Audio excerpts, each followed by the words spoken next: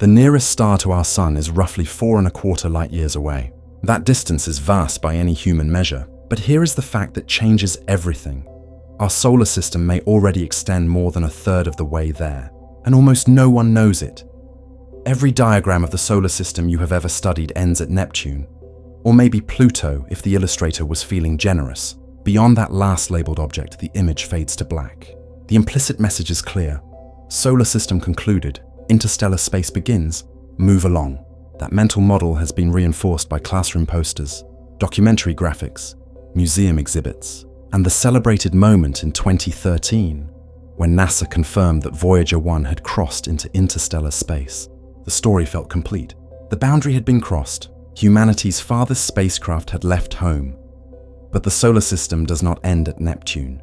It does not end at the heliopause where Voyager crossed. The Sun's gravitational reach extends outward for distances so extreme that the entire planetary region, every planet, every moon, every asteroid, every comet currently blazing through our skies, shrinks to less than 1/10 of 1% of the Sun's total domain. The remaining 99.9% consists of a vast, dark, nearly empty sphere of trillions of frozen objects drifting through a silence so deep that the word remote cannot begin to describe it. This structure is called the Oort Cloud, and the fact that you probably learned almost nothing about it is one of the most significant gaps in the way science education communicates the true nature of our cosmic home. Start at the Sun, a sphere of superheated plasma roughly 860,000 miles across, burning hydrogen into helium at a core temperature exceeding 27 million degrees Fahrenheit. Every second, the Sun converts approximately 4 million tons of matter into pure energy and radiates it outward in all directions. The inner solar system forms within the first couple of astronomical units of this radiation. 1 astronomical unit equals the average distance between Earth and the Sun, approximately 93 million miles. Mercury sits at 4/10 of an astronomical unit. Venus at 7/10, Earth at 1, Mars at about 1.5. Light covers the entire inner solar system in under 25 minutes. Past Mars, beyond the asteroid belt that stretches from roughly 2 to 3 astronomical units, the solar system opens into a different realm. Jupiter orbits at 5.2 astronomical units, a gas giant so massive it contains more than twice the combined mass of every other planet combined. Saturn follows at 9.5 astronomical units, then Uranus at 19, then Neptune at 30. At Neptune's distance, sunlight is 900 times fainter than it is on Earth. A person standing there would need a telescope just to resolve the Sun as a disk rather than a point of light. The planet takes 165 Earth years to complete a single orbit. A person born when Neptune was at one position in its orbit would live and die before the planet returned to that same point. This is where the familiar diagram ends. 8 planets, a central star, and a clean fade to black at the outer edge. The solar system is done, except it is not even close to done. Beyond Neptune lies the Kuiper Belt, a broad disk of icy bodies extending from roughly 30 to 50 astronomical units. The Kuiper Belt contains Pluto at 39 astronomical units, along with at least 100,000 objects larger than 60 miles across, and likely millions of smaller ones. It was not confirmed to exist until 1992, when astronomers David Jewitt and Jane Liu discovered the first Kuiper Belt object beyond Pluto. The Kuiper Belt extends the map, but only slightly. Sunlight reaches its outer edge in about 7 hours. In the context of what comes next, it is barely a footnote. Beyond the Kuiper Belt lies the scattered disk, a population of objects in highly elongated orbits, flung outward by Neptune's gravity. One of the most extreme objects in this zone is the dwarf planet Eris, which reaches nearly 97 astronomical units from the Sun at its farthest point. Then there is Sedna. Discovered in 2003 by astronomers Mike Brown, Chad Trujillo, and David Rabinowitz, Sedna follows one of the most extraordinary orbits of any known solar system object. Its closest approach to the Sun, called its perihelion, sits at approximately 76 astronomical units. Its farthest point, the aphelion, stretches to roughly 937 astronomical units. Sedna takes approximately 11,400 years to complete a single orbit. It exists in a region too distant for the outer cloud and too detached from the planets for Neptune's gravity to explain. It is a boundary object, a physical artifact of processes that shape the solar system's outermost structure. and it points unmistakably towards something far larger and more distant than anything astronomers had mapped before it. At roughly 120 astronomical units sits the heliopause. This is the boundary where the solar wind, a torrent of charged particles streaming outward from the Sun at roughly 1 million miles per hour, finally loses its contest against the pressure of the interstellar medium. Beyond this point, interstellar particles and magnetic fields take over. Voyager 1 crossed this boundary in August 2012 at a distance of about 122 astronomical units from the Sun. Voyager 2 followed in November 2018 at approximately 119 astronomical units. Both spacecraft sent back data confirming they had entered interstellar space in the sense that the Sun's outflowing material no longer held sway over their local environment, and this is where the most consequential misunderstanding in modern public science communication occurred. When NASA confirmed in September 2013 that Voyager 1 had crossed the heliopause, headlines around the world declared that humanity's most distant spacecraft had left the solar system. News programs described it as the first human-made object to enter interstellar space. Technically, the phrasing was accurate, but the implication was devastating in its misleadingness. Millions of people absorbed a single takeaway. The solar system ends somewhere around 120 astronomical units. Voyager crossed the line. Story over. The heliopause is not a gravitational boundary. It is a plasma boundary. It marks where the Sun's wind stops, not where the Sun's gravity stops. Gravity reaches far beyond the heliopause. The Sun still holds objects in orbit at distances that would take Voyager hundreds of centuries to reach. The heliopause sits at roughly 120 astronomical units. The Sun's gravitational dominion extends to 100,000 astronomical units or more. That is a difference of nearly 1,000 times. Crossing the heliopause and declaring the solar system finished is like stepping off your front porch and announcing you have left your country. The actual property line is incomparably farther away. Something is out there far beyond the heliopause. Something enormous, invisible, and old. The evidence for its existence has been arriving in our skies for as long as humans have tracked the heavens. The messengers are comets, specifically long-period comets. Short-period comets like Halley's orbit the Sun in predictable cycles returning every few decades or centuries. Their orbits are relatively compact and tilted only modestly relative to the plane of the planets. Most originate in the Kuiper Belt or the scattered disk, gravitationally nudged inward until they settle into repeating paths. Long-period comets are different. They arrive on orbits that take thousands, tens of thousands, sometimes hundreds of thousands of years to complete. They plunge toward the Sun from enormous distances, swing around it in a blaze of vaporizing ice, then retreat back into the darkness on trajectories so elongated they will not return for millennia. Some arrive on their very first visit to the inner solar system since the planets formed 4.5 billion years ago, and here is what makes them so revealing. Long-period comets do not arrive from one direction. They come from everywhere. Their orbits are tilted at every conceivable angle. Some arrive from above the plane of the planets, some from below, some from the direction of Orion, others from the opposite side of the sky entirely. If you plotted their most distant orbital points on a map, they would form not a flat disk like the Kuiper Belt, but a sphere. A shell of origin points surrounding the Sun in every direction at distances of tens of thousands of astronomical units. This pattern is not random.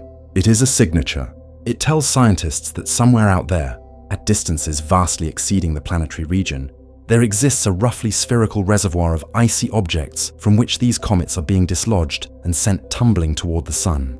The reservoir must be enormous to produce comets arriving from all directions. It must be distant to explain their orbital periods, and it must contain a staggering number of objects, because long-period comets keep arriving century after century, and each one that plunges too close to the Sun and evaporates must be replaced by another from the reservoir to keep the supply going over billions of years. In 1950, a Dutch astronomer named Jan Hendrik Oort sat down with the orbital data of 19 long-period comets and noticed something striking. When he calculated their aphelia, the most distant points of their orbits, they clustered around a specific range of distances, roughly 20,000 to 50,000 astronomical units from the Sun. The clustering was too tight to be coincidental. It pointed toward a specific structure at a specific distance, a vast cloud of icy bodies orbiting the Sun at the outermost edge of its gravitational reach. Oort was not the first to propose such a structure. In 1932, Estonian astronomer Ernst Öpik had suggested a similar reservoir, but Oort had the orbital statistics, and he had the insight to connect the observed trajectories with a physical mechanism that could explain how objects in stable distant orbits occasionally get knocked inward. That mechanism was stellar perturbation. Stars do not stay fixed in the sky. They move through the galaxy on their own orbits, and occasionally over millions of years, a star passes relatively close to the Sun, not close enough to disrupt the planets, but close enough to gravitationally nudge objects at the very outer edge of the Sun's influence. Those nudges can alter an icy body's orbit just enough to send it falling inward on a new trajectory, one that eventually carries it past Jupiter, past Mars, past Earth, close enough to the Sun for its ice to vaporize into a glowing tail. A comet is born, and its birth certificate reveals its home address, a region of space so far from the Sun that the boundary between the solar system and the galaxy itself begins to blur. Oort proposed that this reservoir is not a thin ring or flat disk, but a sphere, a thick shell of icy objects surrounding the entire solar system at distances thousands of times greater than Neptune's orbit. The structure was named the Oort Cloud in his honor, and in the decades since his paper, every new line of evidence has strengthened the case for its existence. Scientists divide the Oort Cloud into two broad regions with distinct characteristics shaped by different physical forces. The inner region is called the Hills Cloud, named after astronomer Jack Hills, who proposed its existence in 1981. The Hills Cloud is thought to begin somewhere between 2,000 and 5,000 astronomical units from the Sun, and extend outward to roughly 20,000 astronomical units. Unlike the spherical outer region, the Hills Cloud is believed to be more flattened, shaped like a thick torus concentrated loosely around the plane of the solar system. It is thought to be far denser than the outer cloud, containing perhaps 5 to 10 times as many objects. Some models suggest tens of billions or even hundreds of billions of icy bodies orbit within this inner zone. The outer Oort Cloud begins beyond the Hills Cloud and extends outward to somewhere between 50,000 and 100,000 astronomical units from the Sun, with some estimates placing the absolute outer boundary as far as 150,000 to 200,000 astronomical units. This outer shell is approximately spherical. Objects within it orbit the Sun at every inclination and in every direction. Some orbit in the same direction as the planets. Others orbit in the opposite direction. Some trace paths that are nearly circular at tremendous distances. Others follow highly elongated ellipses that carry them from the outer cloud deep into the inner solar system and back again over time scales measured in millions of years. The total population of the Oort Cloud remains uncertain because you cannot count objects you cannot see, but models based on the observed rate of long-period comet arrivals and the dynamics of how comets are dislodged from the cloud suggest staggering numbers. Conservative estimates place the population at several hundred billion objects larger than about half a mile across. More generous models propose 1 trillion or more. The combined mass of the entire Oort Cloud, despite containing so many objects, is believed to be modest, perhaps a fraction of an Earth mass to as much as several Earth masses depending on the model, though some older estimates ranged considerably higher. This may seem modest, but spread across a sphere potentially light years in radius. It means the Oort Cloud is one of the most diffuse structures in the solar system. The objects themselves are believed to be icy planetesimals, primordial remnants from the formation of the solar system roughly 4.5 billion years ago. They are composed primarily of water ice, along with frozen carbon dioxide, methane, ammonia, and other volatile compounds mixed with dust and rock. Most are small, probably a few miles across or less, though some could be substantially larger.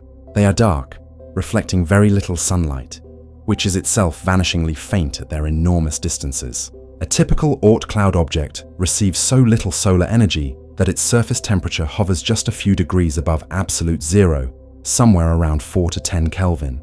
At these temperatures, even gases like nitrogen and carbon monoxide are frozen solid.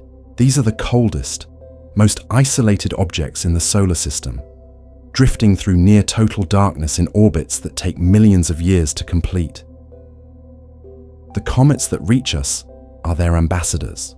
Consider Comet Hale-Bopp, which appeared in 1997 and became one of the most widely observed comets of the 20th century.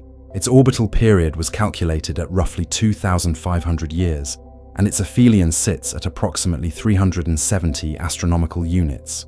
Hale-Bopp spent thousands of years in the cold outer reaches before gravitational forces redirected it inward, where it briefly became a brilliant spectacle before retreating back into the darkness. Then there is Comet Hyakutake, which passed Earth in 1996. Before its encounter with the inner solar system, its orbit carried it to an aphelion somewhere in the range of 1,000 to 2,000 astronomical units, placing its most distant point near the threshold of the inner cloud. Hyakutake arrived from a region so remote that when it last visited the inner solar system, modern humans were still hunting across Ice Age landscapes and painting animals on cave walls. More recently, Comet C 2025 R3 Pan-STARRS, discovered in September 2025 and confirmed by the Minor Planets Center, drew attention as another long-period visitor from the outer solar system.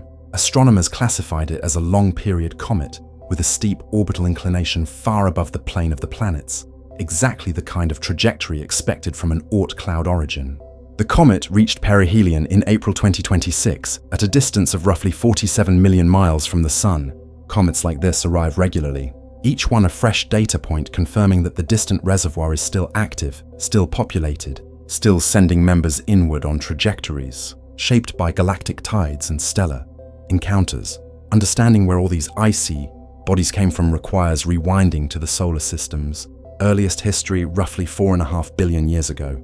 At that time, the Sun was surrounded by a massive disk of gas and dust called the protoplanetary disk. Within this disk, solid particles collided and stuck together, gradually building larger and larger objects.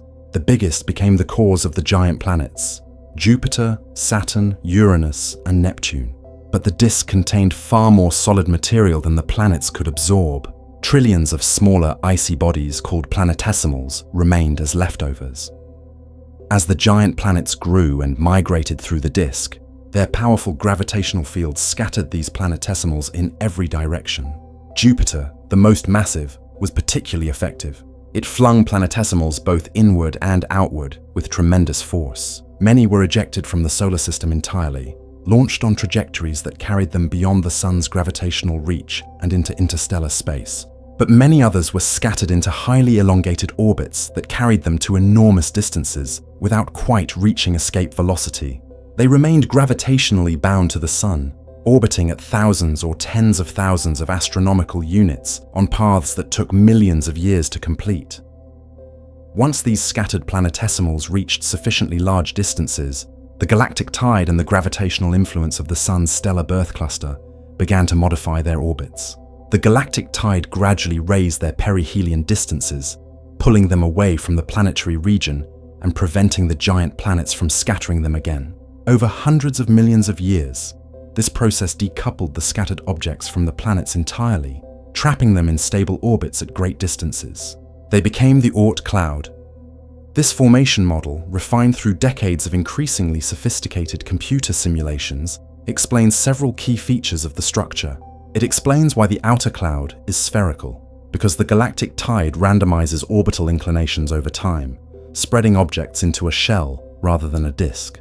It explains why the inner cloud is more flattened, because galactic tidal effects are weaker at shorter distances and have not had enough time to fully randomize the orbits. It explains the total mass, because most scattered planetesimals were ejected entirely, with only a fraction remaining bound. And it explains the ongoing comet supply, because the cloud contains enough objects to sustain a steady trickle of comets over the solar system's entire lifetime. The formation model is closely tied to a broader framework called the Nice model, named after the city in France where it was developed. The Nice model describes a period of dramatic planetary migration that occurred in the first several hundred million years after the solar system formed. In this model, the giant planets originally orbited in a more compact configuration, closer to the Sun and closer to each other. At some point, Jupiter and Saturn crossed a mutual orbital resonance that destabilized the entire outer solar system. Uranus and Neptune were scattered outward into the planetesimal disk, plowing through it with catastrophic effect. As they migrated outward, their gravitational influence scattered planetesimals in every direction. Some were flung inward, bombarding the inner planets in an episode that may correspond to a period known as the Late Heavy Bombardment. Others were scattered outward on highly elongated orbits reaching thousands or tens of thousands of astronomical units from the Sun. Many of those outward scattered objects were ejected entirely, but a significant fraction remained bound, their orbits gradually circularized and randomized by the galactic tide and the gravitational influence of the Sun's birth cluster. These survivors became the Oort Cloud. Recent research has continued to refine this picture in important ways. A 2025 paper published in Astronomy and Astrophysics examined the relationship between the Oort Cloud's current mass and the Sun's early history. Their models suggest the Oort Cloud's mass, estimated between roughly 2/10 and 2 Earth masses, is best explained if the Sun departed its parent star cluster within about 20 million years after the giant planets formed. This constrains the Sun's birth environment and links the Oort Cloud's properties to events that occurred at the very dawn of the solar system.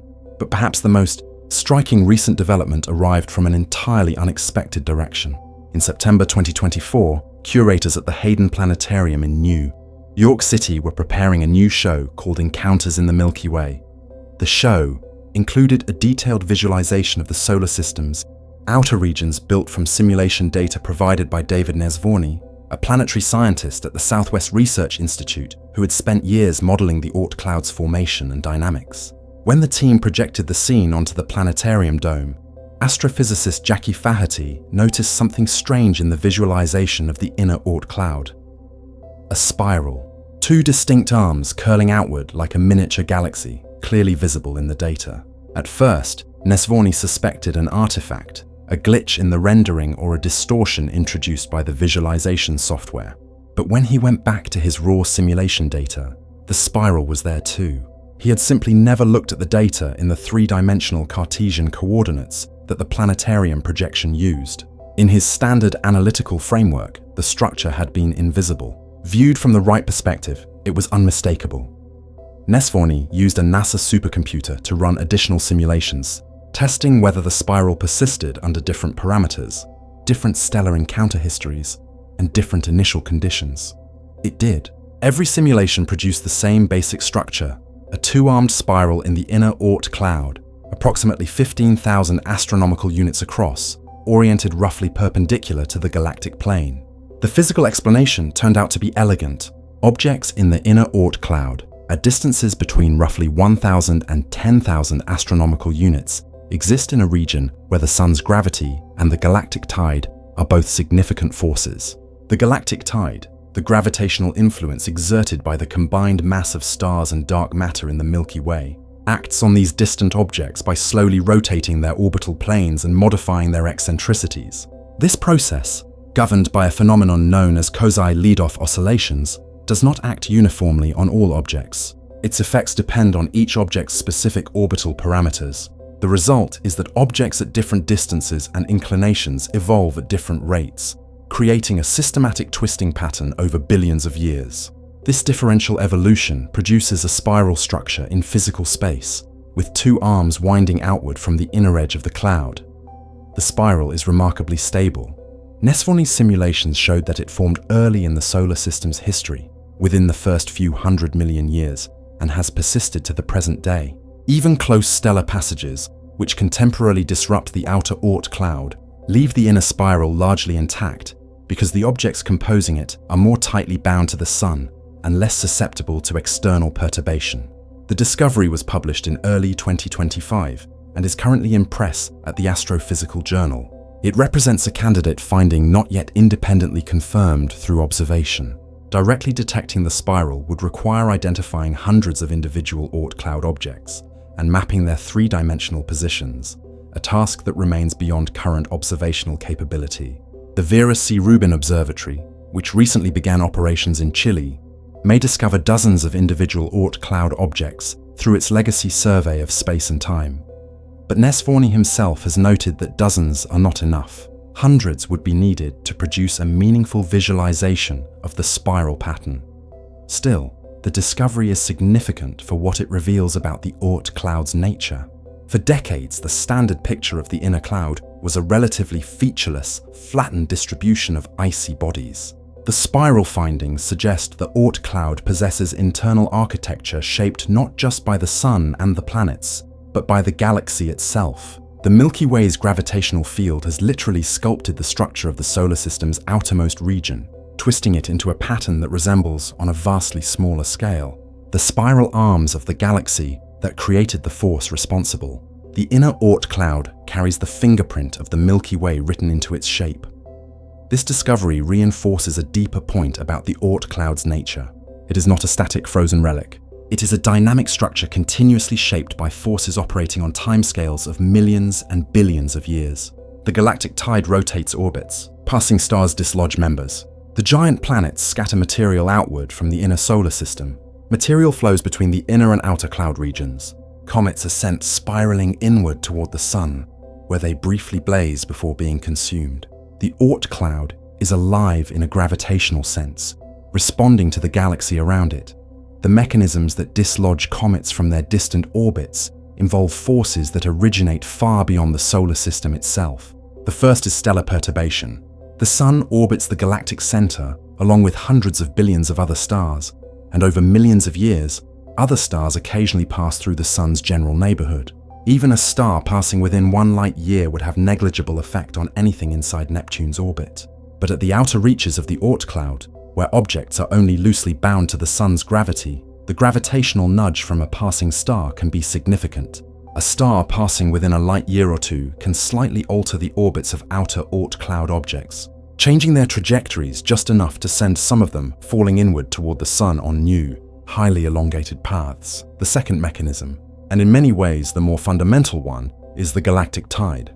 The sun sits within the disk of the Milky Way galaxy, surrounded by the combined gravitational influence of hundreds of billions of stars, vast clouds of gas and dust, and an enormous halo of dark matter. This collective gravitational field creates a tidal force that acts on everything orbiting the sun. For the planets and for objects in the Kuiper Belt, the galactic tide is negligible compared to the sun's gravity. But as you move outward through the Oort Cloud, the sun's gravity weakens while the galactic tide remains constant.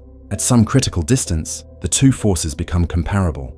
The galactic tide can rotate orbital planes, increase or decrease orbital eccentricities, and raise or lower perihelion distances. When the galactic tide lowers an Oort Cloud object's perihelion enough that it begins to interact with the giant planets, the object enters the inner solar system as a new long-period comet.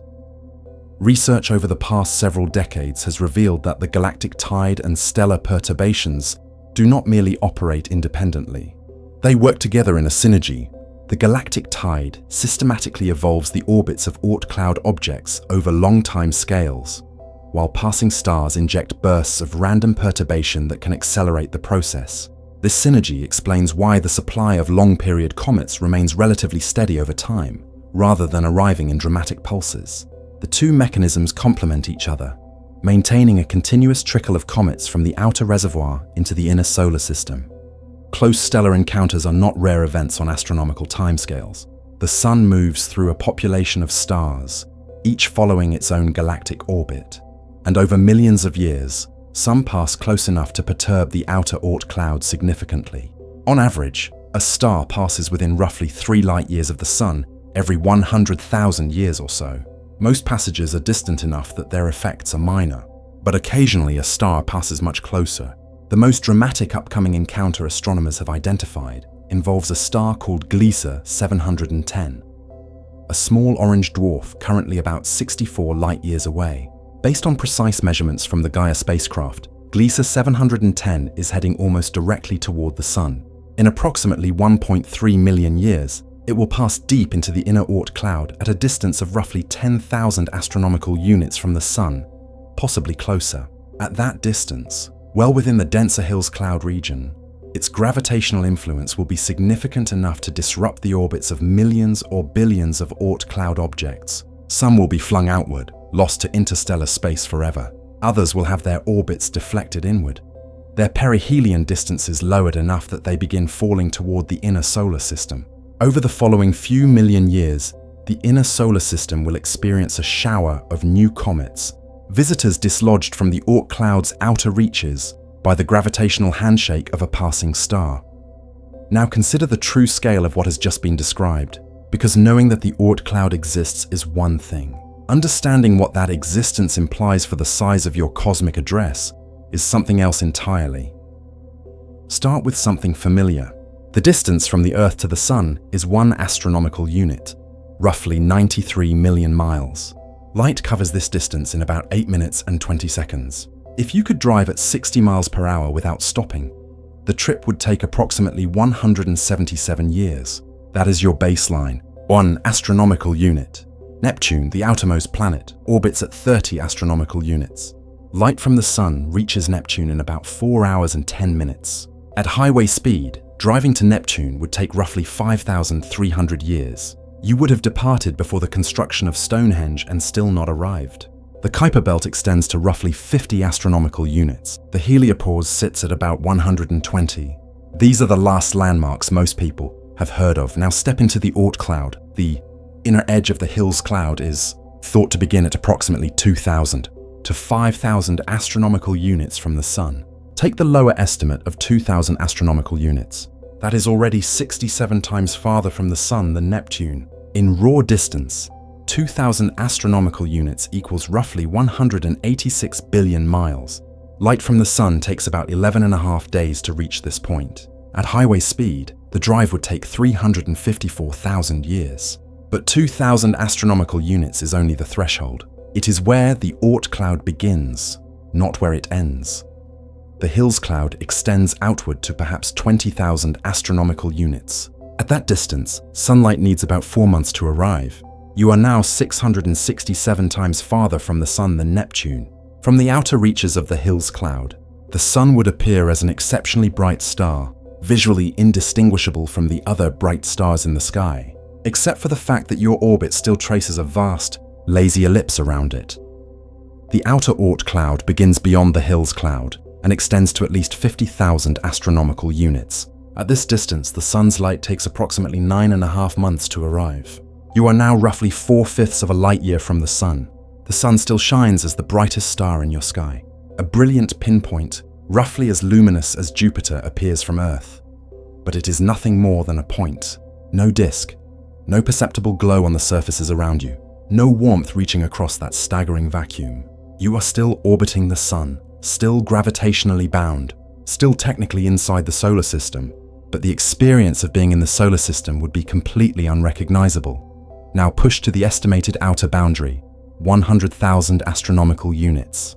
This is the distance most commonly cited as the Oort cloud's outer limit, though some models suggest it could extend even farther. At 100,000 astronomical units, you are approximately 1.5 light years from the Sun. Sunlight needs 1.5 years to reach you. The Sun still shines as one of the brightest stars visible, roughly matching Sirius in apparent brilliance. But that bright point delivers no more heat or illumination to your surroundings than Sirius delivers to Earth, which is to say, effectively nothing. The Sun is still bright. It is simply no longer a sun. It is a star, one brilliant point among many, offering light you can see but never feel. And you are still inside the solar system, 1.5 light years. Hold that number for a moment. Proxima Centauri, the nearest known star to the Sun, lies at approximately 4.25 light years. If the Oort cloud's outer edge sits at 1.5 light years, then the Sun's domain extends more than 1/3 of the way to the nearest neighboring star. Some estimates push the outer boundary to 2 or even 3 light years, meaning the solar system might reach halfway to Proxima Centauri, possibly even farther.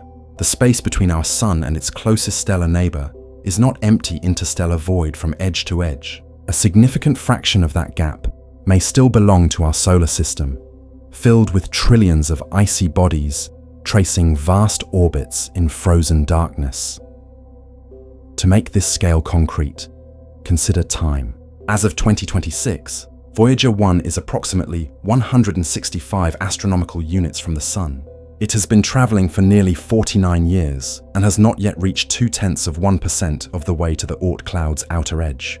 At its current speed of roughly 38,000 miles per hour, Voyager 1 will reach the inner edge of the Oort cloud in roughly 300 years. It will not exit the outer boundary for approximately 30,000 years. 30,000 years. When Voyager 1 finally leaves the Oort cloud, the entire span of recorded human history from the earliest cave paintings to the present day will have elapsed roughly once during the crossing.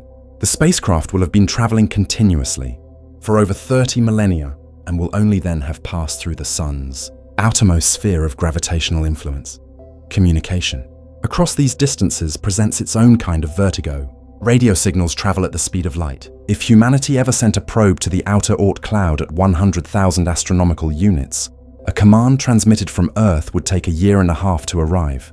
The probe's confirmation signal would take another year and a half to return. 3 years of silence between a question and its answer. If something went wrong, mission controllers would not learn about the failure until 18 months after it happened. Any corrective instruction they sent would not arrive for another 18 months after that. The probe would be on its own in every practical sense. A machine operating in a darkness so remote that even light, the fastest messenger the universe allows, cannot bridge the gap in less than a year. Volume scales with the cube of the radius. If the Oort Cloud's outer boundary is more than 3,000 times farther from the Sun than Neptune, then the volume of the Oort Cloud sphere is roughly 37 billion times larger than the volume of the sphere enclosing the planetary solar system. 37 billion times. The planets and moons and asteroids and Kuiper Belt objects all reside within an almost inconceivably tiny fraction of the total volume claimed by the Sun's gravitational domain. Think of it this way. If the Oort Cloud were a sphere the size of Earth, the planetary solar system at its center would be a sphere roughly 4 kilometers across, a small hilltop village swallowed inside an entire world. All 8 planets, all their moons, the asteroid belt, the Kuiper Belt, every spacecraft humanity has ever launched, every photograph ever taken of a solar system object. All of it fits inside a volume that, relative to the Oort Cloud, is smaller than a village compared to the entire globe. If you drew the Oort Cloud as a circle the size of a classroom wall, the planetary solar system at its center would be smaller than the period at the end of this sentence. Not a small dot, the period, the full stop. That is the entire realm of human space exploration. Every mission, every flyby, every landing, every telescope image, reduced to a punctuation mark inside a sphere that extends to the walls and far beyond. Any diagram that shows the planets large enough to see necessarily truncates the solar system at Neptune. Including the Oort Cloud at the same scale would require a sheet of paper stretching from one end of a football field to the other, with the planets clustered in an invisible speck at the 50-yard line. The familiar diagram is not a simplification. It is a radical amputation, showing you less than 1/1000th of the real structure and asking you to treat it as the whole. There is another way to feel this, and it involves scale models. In a model where the Sun is a basketball and Neptune sits half a mile away, the inner edge of the Oort Cloud would begin roughly 33 miles from the basketball. That is already outside most towns. The outer edge at 100,000 astronomical units would sit approximately 1,600 miles away. In the United States, that is the distance from New York City to Denver. In Europe, it is the distance from London to Moscow. The basketball Sun sits on the sidewalk. Neptune is a small bead down the road, and the outer boundary of the solar system is in a different time zone. Every schoolyard model ever built has been teaching students the same truncated lesson, showing them the lit core and cutting off the structure before it even begins to reveal its true size. Neptune orbits at 30 astronomical units. If the Oort Cloud extends to 100,000 astronomical units, then Neptune orbits at 0.03% of the solar system's total radius. 0.03%. The outermost planet sits so close to the Sun, relative to the full extent of the solar system, that it barely registers. The Kuiper Belt stretching to 50 astronomical units still sits within the innermost 0.05%. The heliopause boundary where the solar wind stops is at roughly 0.12%. Everything you have ever heard described as the edge of the solar system is within the first fraction of 1% of its actual extent. Every mission NASA has ever flown, every planet humanity has ever photographed, every probe that has ever returned data from the outer solar system has operated within the innermost fraction of 1% of the Sun's domain. Voyager 1, humanity's most distant emissary, after nearly half a century of continuous travel at 38,000 miles per hour, has crossed less than 0.2% of the distance to the Oort Cloud's outer edge. Sunlight obeys the inverse square law, meaning its intensity decreases with the square of the distance from the Sun. At Neptune's distance, sunlight is already 900 times fainter than on Earth. At the inner edge of the Oort Cloud, it has faded to millionths of its earthly strength. At the outer boundary of 100,000 astronomical units, The sun's light delivers roughly 1/10 billionth of the intensity it provides at Earth. An Oort Cloud object at that distance receives so little sunlight that the combined glow of distant stars scattered across the galaxy contributes a comparable amount of illumination. Out there, the sun remains one of the brightest stars visible, but that brightness is a trick of the eye. It carries no warmth across that distance, stirs no weather, melts no ice, sustains no liquid water. It is a beacon whose beam has thinned to nothing long before reaching the shores it was meant to guide. Now consider the mass. The Oort Cloud, despite containing perhaps 1 trillion or more individual objects, has a total mass that is startlingly small. Current estimates range from as little as a fraction of an Earth mass to as much as several Earth masses depending on the model and which regions of the cloud are included. That is the combined mass of every single object in the cloud. Every frozen mountain, every icy boulder, every primordial snowball drifting through that enormous sphere. All of it together may weigh less than a handful of Earths. For context, Jupiter alone has a mass of roughly 318 Earths. Saturn weighs about 95 Earths. Even Uranus, the least massive of the giant planets, weighs roughly 14.5 Earths. The entire Oort Cloud, stretching from thousands of astronomical units out to 100,000 or beyond, spanning light years of space, containing trillions of individual bodies, is less massive than Uranus. It may weigh less than a single ice giant planet. The most voluminous structure in the solar system is also one of the least massive. The average density of the Oort Cloud is so low that expressing it requires scientific notation in the negative direction. If you calculated the average mass per cubic mile of Oort Cloud volume, the resulting number would have many decimal places before reaching the first non-zero digit. The Oort Cloud is not empty in the way that a vacuum chamber is empty. It is emptier. It is emptier than the space between planets. It approaches the emptiness of the most desolate regions in the observable universe. And yet, it contains trillions of solid objects. They simply occupy so little of the available volume that they might as well not be there at all from a density perspective. Consider the population density. If the outer Oort Cloud contains roughly 1 trillion objects spread throughout a spherical shell between 20,000 and 100,000 astronomical units, the average distance between any two neighboring objects is on the order of billions of miles, roughly 10 to 30 times the distance from the Earth to the Sun.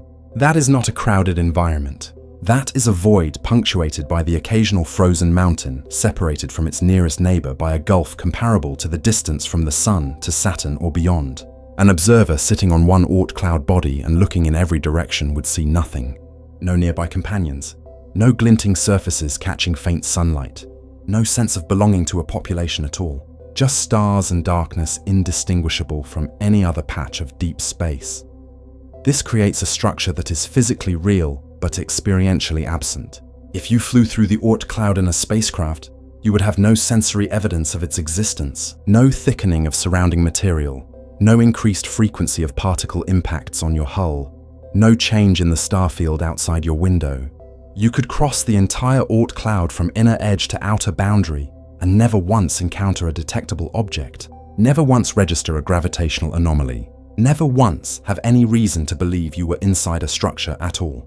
The Oort Cloud is there, confirmed by every line of evidence that comet science can bring to bear. And it is simultaneously nothing, a ghost written in gravity and statistics rather than in matter dense enough to see or touch. The orbital evidence for the Oort Cloud forms one of the strongest circumstantial cases in planetary science. The orbital statistics of long-period comets demand a spherical source reservoir at great distances. The dynamics of galactic tides and stellar perturbations explain how objects are dislodged from that reservoir and sent inward. The formation models explain how the reservoir was populated in the first place through planetary scattering during the solar system's youth. The mass estimates are consistent with the known efficiency of planetary ejection processes. And now, supercomputer simulations reveal internal structure that matches theoretical predictions about how galactic tidal forces should shape distant populations of small bodies. No single piece of this evidence is definitive on its own, but together they construct a picture so consistent, so mutually reinforcing, and so resistant to alternative explanations that the scientific community treats the Oort Cloud's existence as effectively established. It is hypothetical in the technical sense that it has not been directly photographed, but it is not hypothetical in the colloquial sense of being a mere guess. It is a structure whose existence is required by the physics of the comets we observe, the dynamics of the galaxy we inhabit, and the history of the planetary system we call home. Now confront what this means for the concept of a boundary. Every map humanity has ever drawn required an edge. The coastline of a continent, the border of a nation, the property line of a yard. Maps work because they have boundaries, clean lines separating what belongs inside from what belongs outside. The human mind craves these boundaries. It organizes reality by sorting things into containers with defined limits. The solar system was supposed to have an edge. For centuries, that edge was implicit in every diagram, every model, every description of our cosmic neighborhood. The planets orbit the sun. Beyond the last planet, the solar system ends. Interstellar space begins. A clean line, a clear boundary. Inside is home, outside is the void. The Oort Cloud destroys this boundary. It does not blur it slightly. It does not push it outward to a new, farther location where a clean line can be redrawn. It eliminates the concept of a boundary entirely. The Oort Cloud reveals that the solar system does not end. It fades, and the region across which it fades is so vast, so gradual, and so interpenetrated with the forces of the wider galaxy that no line can be drawn anywhere along its length without being arbitrary in a way that strips the line of real meaning. At the center of the solar system, the sun's gravity is overwhelming. Moving outward, that grip weakens. Neptune, at roughly 2.8 billion miles, takes 165 years to complete a single orbit. The sun still holds Neptune firmly, but the leash is longer and the pace is slower. In the Oort Cloud, the leash becomes gossamer. At 50,000 astronomical units, an icy body orbits the sun once every 10 million years or more. Its orbital velocity is measured not in miles per second, but in fractions of a mile per hour. It drifts. The sun's gravitational pull at that distance is not zero, but it is so weak that other forces begin to compete with it on nearly equal terms. The most important of those competing forces is the galactic tide. The Milky Way galaxy contains roughly 200 to 400 billion stars, along with vast quantities of gas, dust, and dark matter, all distributed in a disk and halo structure through which the sun orbits. The combined gravitational influence of this galactic mass creates a tidal field that acts on everything within the galaxy, including the outermost objects orbiting our sun. For the planets and for objects in the Kuiper Belt, the galactic tide is negligible compared to the sun's gravity. But as you move outward through the Oort Cloud, the sun's gravity weakens while the galactic tide remains constant. At some critical distance, the two forces become comparable. Beyond that distance, the galaxy's gravitational influence exceeds the sun's. Objects can no longer maintain stable orbits. They are stripped away, claimed by the Milky Way, lost to interstellar space. This transition distance is described using the concept of the Hill sphere, the region around any orbiting body within which its gravity dominates over the tidal forces of the larger body it orbits. For the sun orbiting the center of the Milky Way, the Hill sphere has a radius of roughly 1 to 2 light years. This radius roughly corresponds to the outermost estimates of the Oort Cloud's boundary, which is not a coincidence. The Oort Cloud extends as far as the sun's gravitational authority allows, and no farther. Its outer edge is defined not by any intrinsic property of the cloud itself, but by the point at which the galaxy takes over. But this transition is not a wall. It is a gradient. There is no distance at which the sun's gravity suddenly drops to zero and the galaxy's tidal force suddenly activates. Both forces operate continuously at every distance. What changes is their ratio. Close to the sun, solar gravity overwhelms the galactic tide by factors of billions. At the outer Oort Cloud, the two forces are in rough balance, and the sun's hold on individual objects becomes tenuous, contingent, uncertain. Some objects at these distances are bound, others are not. The difference depends on the specifics of each object's orbit, its velocity, its direction, and the particular gravitational perturbations it has experienced from passing stars over the last 4.5 billion years. The outer edge of the solar system is not a boundary in any physical sense. It is a probability distribution. The fraction of objects that are gravitationally bound decreases gradually with distance from nearly all at the inner Oort Cloud to essentially none where the galactic tide has swept everything away. There is only a vast transitional region where belonging to the solar system becomes progressively less certain, less stable, less meaningful. This boundary question is further complicated by the physical reality of matter actually crossing it. In October 2017, astronomers detected an object moving through the inner solar system on a trajectory that was unmistakably interstellar. Its orbit was hyperbolic, meaning it was not gravitationally bound to the Sun. It had entered the solar system from outside, swung past the Sun, and was on its way back out, never to return. The object was named Oumuamua, a Hawaiian word meaning scout or messenger from afar. It was the first confirmed interstellar object ever detected passing through our solar system. Oumuamua was small, estimated at a few hundred meters across, and its exact nature remains debated. It showed no visible coma or tail, leading some researchers to classify it as an asteroid rather than a comet. Others noted a slight anomalous acceleration as it departed the inner solar system, consistent with outgassing from volatile ices hidden beneath a surface crust. Its origin star is unknown. It could have been ejected from any planetary system in the galactic neighborhood millions or billions of years ago, drifting through interstellar space until it happened to pass through our solar system's gravitational domain. 2 years later, in August 2019, amateur astronomer Gennady Borisov discovered a second interstellar visitor, now known as Comet Borisov. Unlike Oumuamua, Borisov was unambiguously a comet.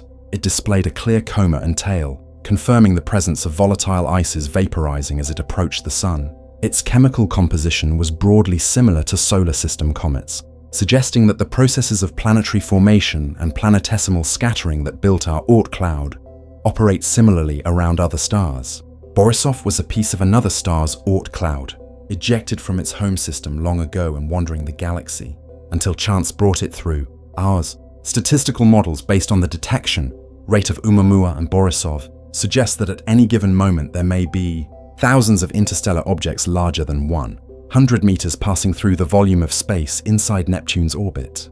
The solar system is not sealed off from the galaxy. It is permeable.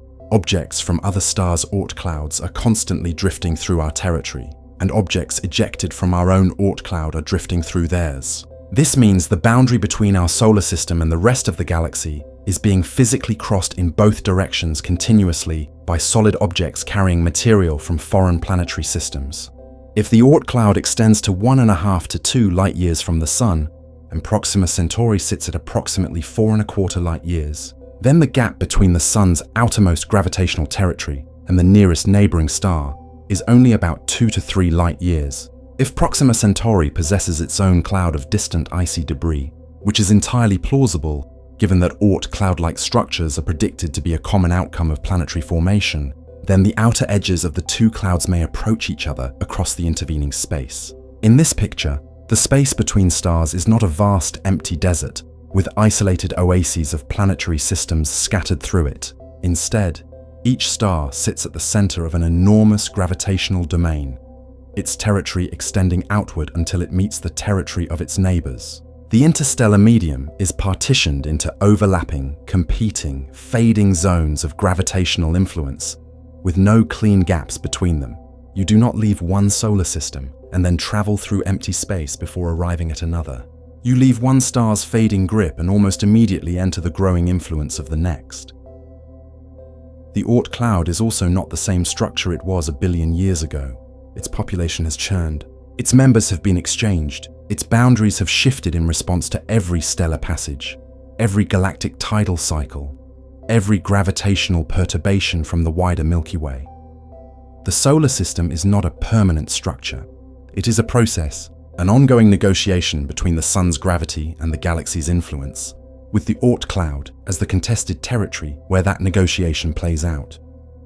This impermanence applies to the future as well. The Sun will continue orbiting the galactic center, passing through regions of varying stellar density, encountering molecular clouds, and experiencing tidal forces that change as its position within the galactic disk shifts over hundreds of millions of years. In dense stellar regions, close encounters will strip more objects from the outer cloud, shrinking the solar system's effective boundary. In quieter regions, the cloud will relax and spread outward. The solar system breathes, expanding and contracting over galactic timescales in rhythm with its journey around the Milky Way. Models of Oort cloud. Evolution suggests that the cloud may have lost a significant fraction of its original population over the solar system's lifetime. The domain our Sun claimed when the Oort cloud was young and freshly populated was larger than the domain it claims today. The erosion continues. 2 billion years from now, the Oort cloud will be thinner, sparser, and its effective outer edge will have crept closer to the sun. The solar system is not only boundaryless in space, it is shrinking in time. The home we cannot fully map is also a home we are slowly losing. And what of humanity's relationship to this structure? We have spent 6 decades exploring the solar system with robotic spacecraft. We have visited every planet. We have landed on moons, asteroids, and a comet. We have sent probes past the heliopause into interstellar space. But everything we have done, every achievement of the space age, has occurred within the innermost fraction of 1% of the solar system's true extent. The Oort cloud lies beyond our reach by a margin so enormous that no technology currently imagined could close it within human lifetimes. Even at the speed of light, reaching the outer Oort cloud would take a year and a half. At achievable spacecraft velocities, the journey requires millennia. This means the overwhelming majority of the solar system will remain unexplored for the foreseeable future. Not for decades, not for centuries, but for timescales that may exceed the duration of human civilization. The Oort cloud is ours in name only. We claim it as part of our cosmic address, but we cannot visit it, cannot photograph it, cannot study it directly. We know it exists because of the comets it sends us. Messages in frozen bottles lobbed inward from a shore we cannot see. The Vera C. Rubin Observatory represents the best near-term hope for direct detection of individual Oort cloud objects or objects in the transitional Sedna-like region. Its legacy survey of space and time, expected to run for a decade, will scan the southern sky repeatedly with unprecedented depth and cadence, potentially discovering dozens of objects in the inner Oort cloud region that are temporarily close enough to reflect measurable amounts of sunlight. Future space telescopes with larger apertures and improved sensitivity to faint, slow-moving objects may extend this capability further. The Nancy Grace Roman Space Telescope, scheduled for launch in the mid-2020s, may contribute to this search through its wide-field imaging capabilities. Beyond individual object detection, astronomers are also exploring whether gravitational microlensing, the temporary brightening of background stars caused by intervening massive objects, could be used to probe the Oort cloud population statistically.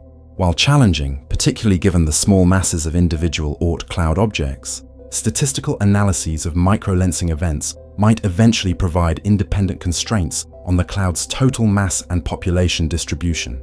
The Gaia mission, which has produced the most precise 3-dimensional map of nearby stellar positions and motions ever assembled, is also enabling better predictions of future stellar encounters with the Sun.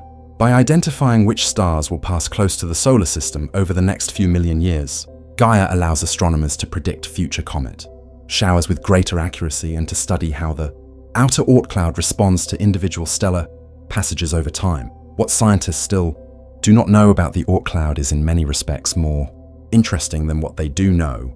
The total population and mass of the cloud remain uncertain by factors of several, largely because the only direct evidence comes from the comets that reach us, which represent a tiny and potentially unrepresentative sample of the broader population. The exact outer boundary is unknown. Whether the cloud truly extends to 100,000 astronomical units, or to 200,000 or somewhere in between, depends on models and assumptions that have not yet been tested by direct observation. The question of how much of the cloud's mass consists of material that originally formed around the Sun versus material captured from other stars during the Sun's birth cluster phase remains open. If a significant fraction of Oort cloud objects formed elsewhere, that has profound implications for understanding the chemical inventory of the cloud and the ways in which planetary systems exchange material across the galaxy. The spiral structure recently identified in simulations of the inner Oort cloud awaits observational confirmation. If the Rubin Observatory or future surveys discover hundreds of Oort cloud objects with measurable 3-dimensional positions, testing whether those positions match the predicted spiral pattern will become one of the key observational goals in outer solar system astronomy over the next several decades. There is also the unresolved question of Planet 9, a hypothetical massive body that some astronomers have proposed to explain the unusual clustering of orbits among a subset of extreme trans-Neptunian objects, including Sedna and several others, discovered more recently. If Planet 9 exists at a distance of perhaps 400 to 800 astronomical units from the Sun, its gravitational influence would significantly affect the inner Oort cloud, altering the rates and directions from which comets are dislodged and sent inward.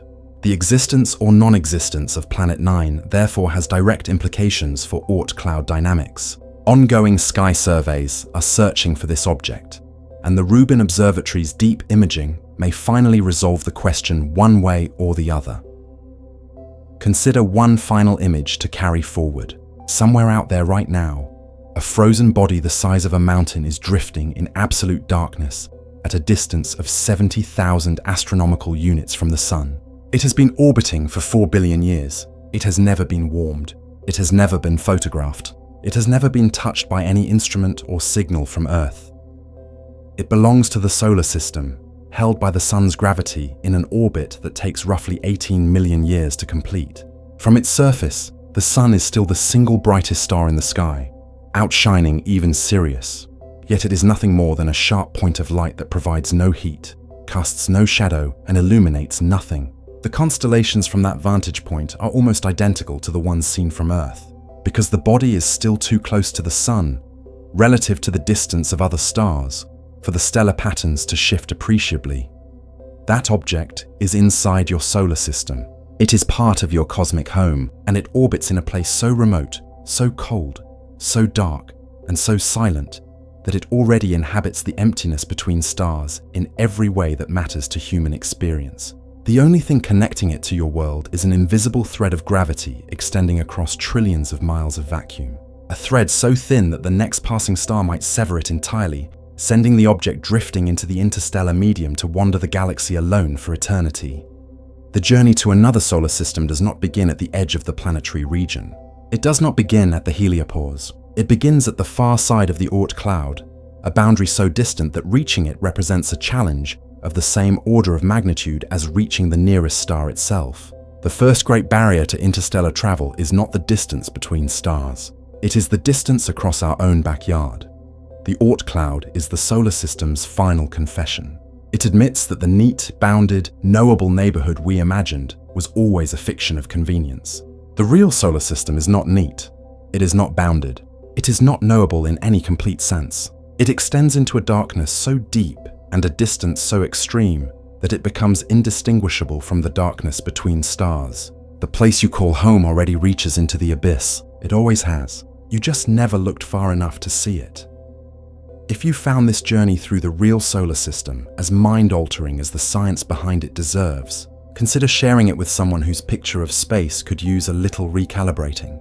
And if you want to keep following questions like these, wherever the science actually leads, staying connected is the easiest way to make sure you do not miss what comes next. The story of the Oort Cloud is inseparable from the story of how the solar system itself came to exist. To appreciate the cloud's scale and significance, it helps to trace the chain of events that produced it, starting not from the familiar planetary region, but from the moment the solar system was nothing more than a slowly contracting cloud of gas and dust roughly 4.5 billion years ago. The Sun formed from the gravitational collapse of a molecular cloud, a diffuse region of the interstellar medium enriched with heavier elements forged in the cause and death explosions of previous generations of stars. As the cloud collapsed under its own gravity, most of the mass concentrated at the center, where increasing pressure and temperature eventually triggered hydrogen fusion. The Sun was born, but the collapsing material had angular momentum, which prevented everything from falling directly into the center. Instead, the remaining gas and dust settled into a rotating disk around the young Sun called the protoplanetary disk. This disk stretched outward to distances of perhaps several hundred astronomical units from the young star, a flat structure of swirling material from which everything else in the solar system would eventually form. Within the disk, solid particles ranging from microscopic grains of ice and silicate to tiny pebbles began colliding and sticking together in a process called accretion. Over millions of years, these collisions built progressively larger objects called planetesimals, bodies ranging from a few feet to a few miles across.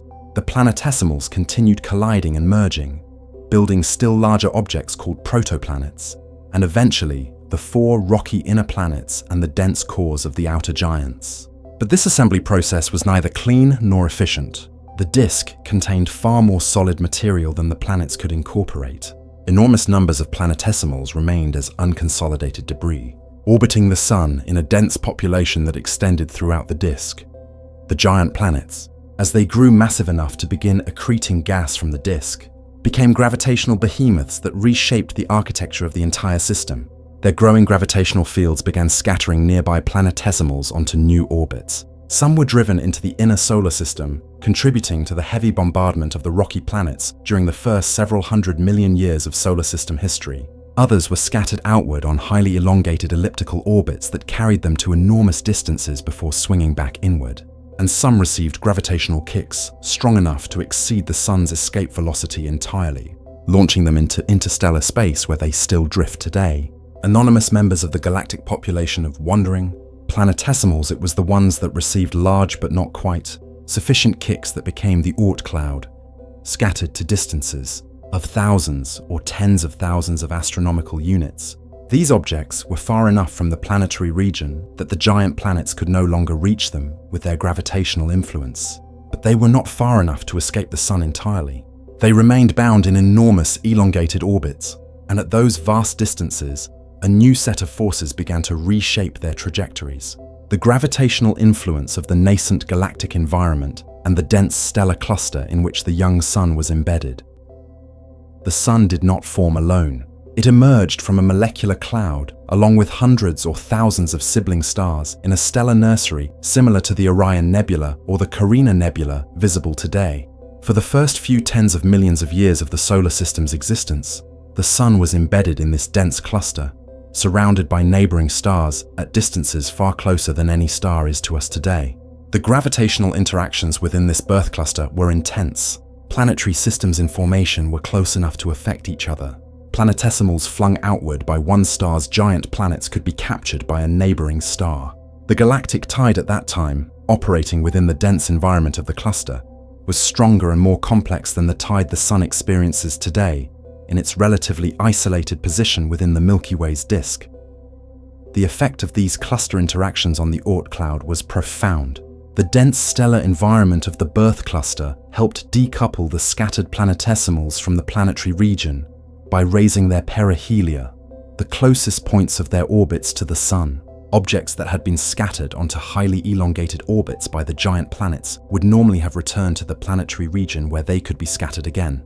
But if the birth cluster's gravitational influence raised the perihelion of such an object, while it was at its greatest distance from the sun, moving it away from the reach of the planets before it could return, the object would be trapped in a stable but distant orbit. This is one of the primary mechanisms believed to have populated the inner Oort Cloud, particularly the Hills Cloud region, during the solar system's first few tens of millions of years.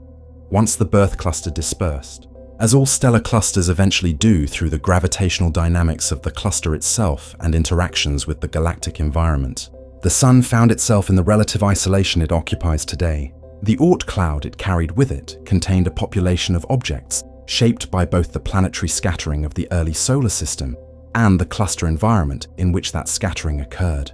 The detailed structure of the Oort Cloud, including the properties of objects like Sedna with its extreme detached orbit, preserves information about those early conditions that cannot be recovered from any other source.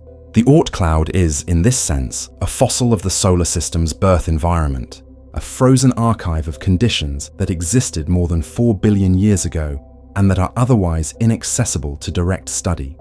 This archival quality of Oort Cloud objects extends to their composition, because these bodies were formed from the protoplanetary disk and then quickly placed into cold, distant orbits where chemical processing is essentially non-existent.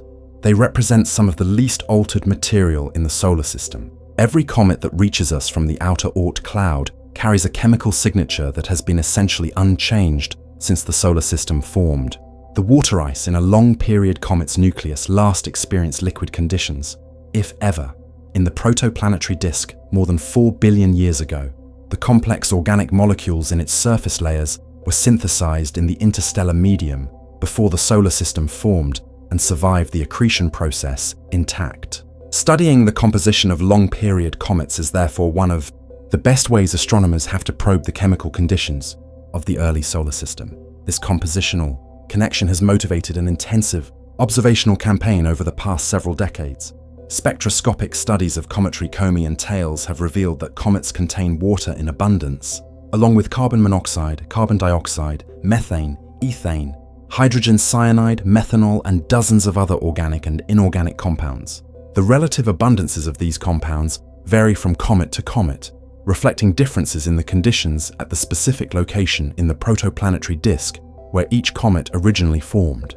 Objects that formed in the colder outer reaches of the disk, farther from the Sun, tend to be richer in the most volatile ices. Objects that formed in warmer inner regions carry a slightly different chemical fingerprint. By comparing the compositions of many comets, astronomers can reconstruct a chemical map of the protoplanetary disk, piece by piece, each comet providing a sample from a different location in the disk that no longer exists as a coherent structure. The water in comets has also attracted particular attention because of its relationship to the water on Earth. Our planet's oceans contain an enormous amount of water, far more than could have been retained from the material that originally formed the Earth in the hot inner solar system. Much of Earth's water was delivered after the planet formed by impacting bodies from the outer solar system. The isotopic composition of Earth's water, specifically the ratio of deuterium to ordinary hydrogen, provides a clue to its origin. Different populations of outer solar system objects have characteristic deuterium to hydrogen ratios that differ from each other and from Earth's value. Studies of multiple comets have shown that Kuiper Belt comets, those with short orbital periods, tend to have deuterium to hydrogen ratios that more closely match Earth's oceans than the ratios measured in long-period comets from the Oort Cloud, suggesting that Kuiper Belt objects may have been the primary source of Earth's water. But the picture is not simple. Some long-period comets show ratios closer to Earth's value, and the sample of measured comets is still relatively small. The question of where Earth's water came from remains an active area of research, and the answer depends critically on understanding the full population and composition of both the Kuiper Belt and the Oort Cloud. Every new comet that arrives from the outer solar system is potentially another data point in this investigation. Beyond water, comets from the Oort Cloud carry complex organic molecules that have been identified as precursors to the building blocks of life. Amino acid glycine has been detected in samples returned from the short-period comet Wild 2 by the Stardust mission, though this comet originated in the Kuiper Belt rather than the Oort Cloud. Larger and more complex organic molecules have been identified spectroscopically in the comae of long-period comets. The presence of these molecules in Oort Cloud material suggests that the chemical raw materials necessary for life were already present in the outer solar system before Earth formed, and that cometary impacts may have contributed organic molecules to the early Earth's surface chemistry. This connection between the Oort Cloud and the origin of life is speculative but not dismissible. It represents one of the more profound implications of the Oort Cloud's existence, that the vast frozen reservoir at the edge of our solar system may be chemically linked to the conditions that allowed biology to emerge on at least one planet in the system's warm inner core. The question of whether the Oort Cloud is unique to our solar system, or whether all planetary systems possess similar structures, is one of the central open questions in planetary science. Current planet formation theory strongly suggests that Oort Cloud-like structures should be common.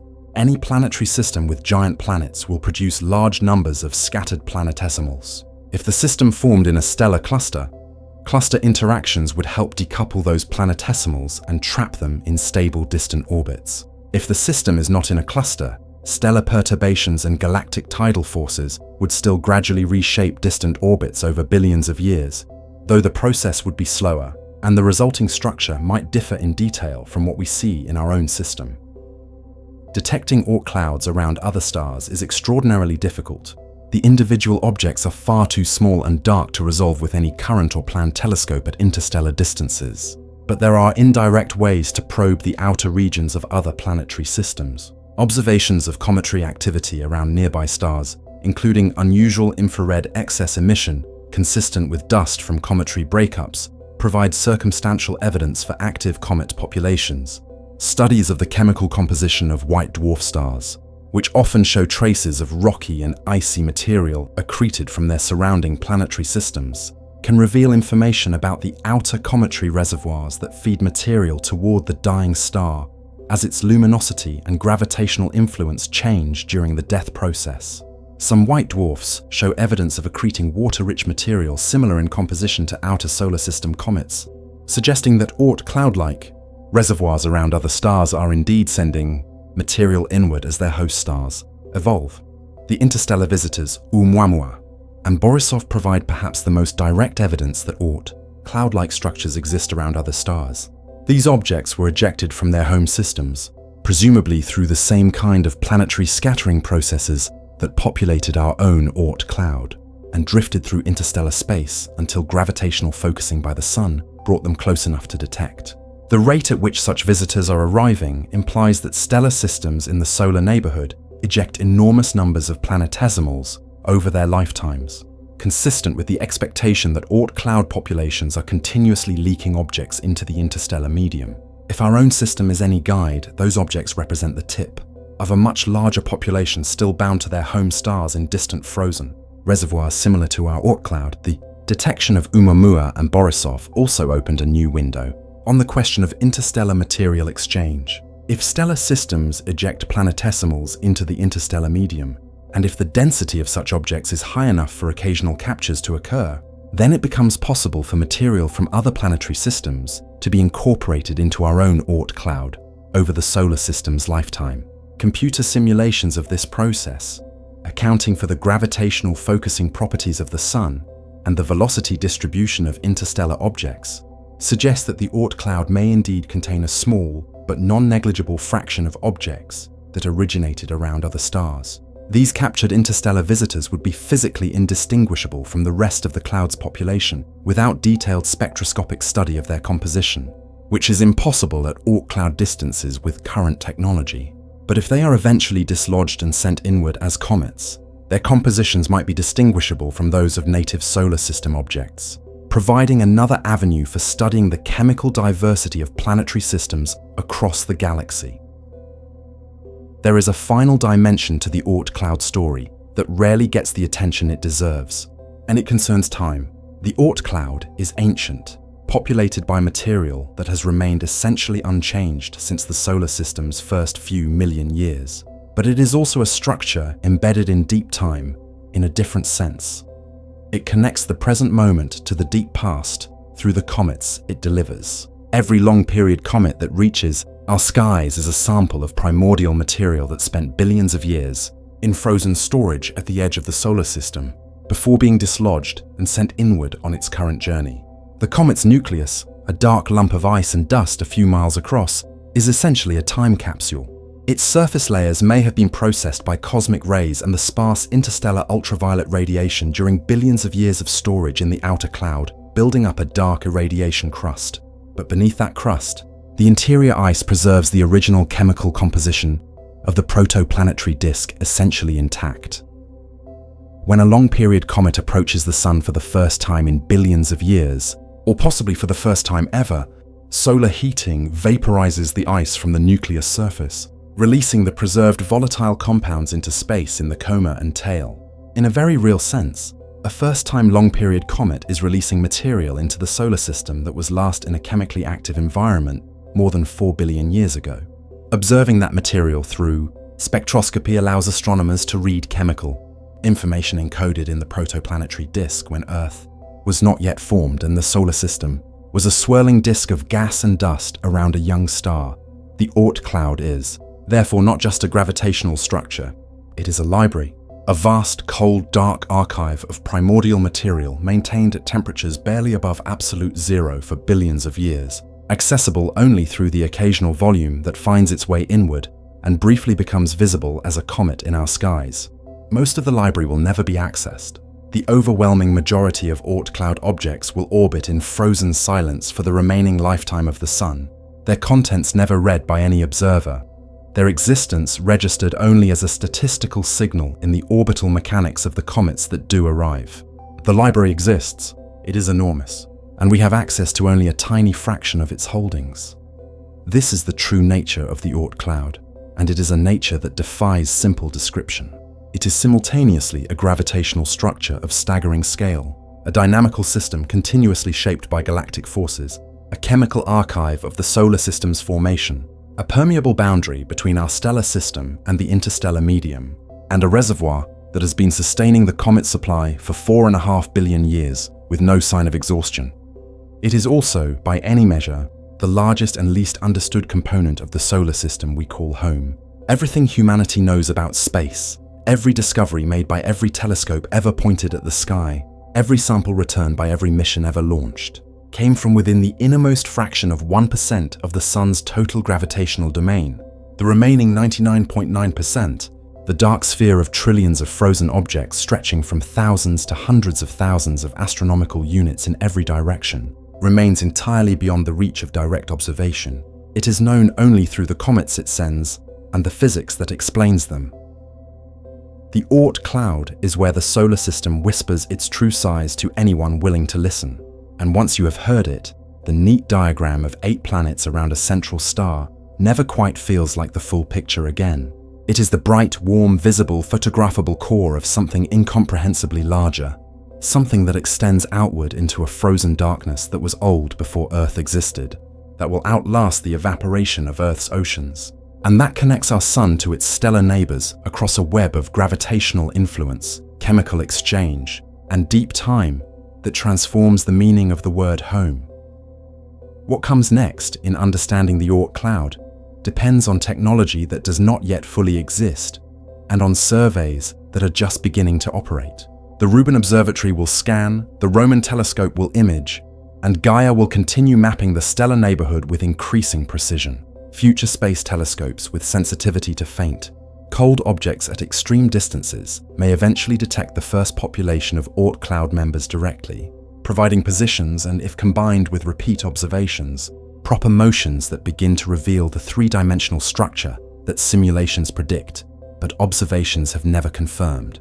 Confirming or refuting the spiral structure in the inner Oort Cloud would be a landmark achievement, one that would directly test the most sophisticated models of galactic tidal influence on solar system structure and connect the architecture of our outermost domain to the large-scale dynamics of the Milky Way itself.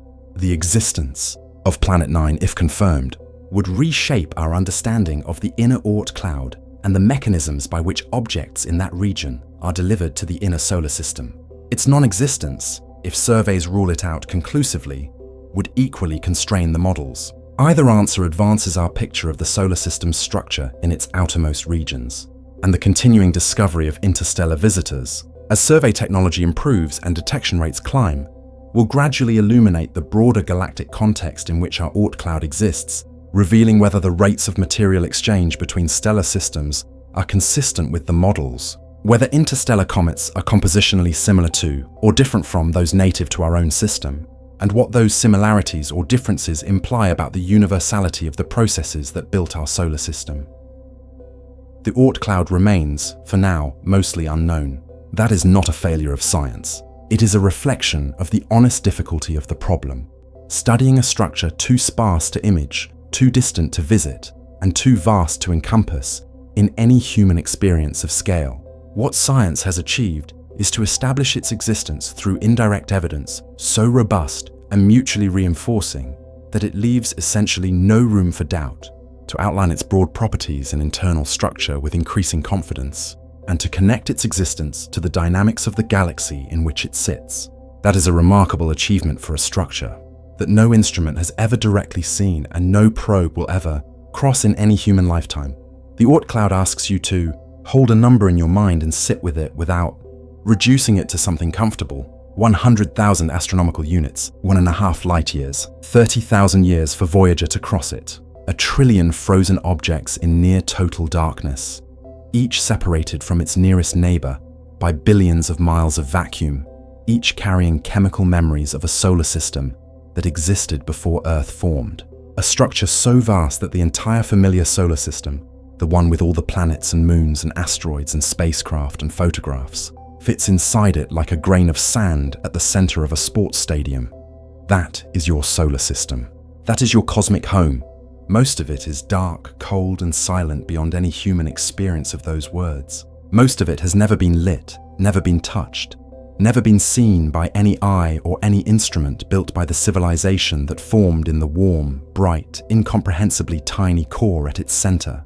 And all of it, from the sun at the center to the most distant frozen wanderer at the outer fringes, where the sun's gravity finally dissolves into the galaxy's embrace, belongs to the same gravitational system. The same star holds it all. The same ordinary yellow star whose light, takes 8 minutes to reach the third planet from its surface and a year and a half to reach the outermost members of its domain. That is the true scale of the Oort Cloud. And once you know it, the classroom diagram, however useful, however accurate in its planetary details, reveals itself as what it always was: a picture of the lamp on a stage so vast the walls are invisible, with darkness extending in every direction to distances that have no name in any language built for human experience. To understand the Oort Cloud's role in the history of planetary science, it helps to appreciate just how recently the outer solar system became a subject of serious investigation. For most of human history, the solar system meant the planets. That was the extent of the observable domain, and the extent of the conceptual domain matched the observational one almost perfectly. Ancient astronomers tracked Mercury, Venus, Mars, Jupiter, and Saturn across the sky and built elaborate models to explain their motions. The heliocentric model that placed the Sun at the center required centuries to gain acceptance, but once it did, the planets remained the primary subject of solar system science. Uranus was not discovered until 1781, Neptune until 1846, and both discoveries came through mathematical prediction of gravitational anomalies, not through casual observation. Asteroid belt was discovered in the early 1800s when astronomers noticed there was no planet in the gap between Mars and Jupiter where orbital mechanics suggested one should exist.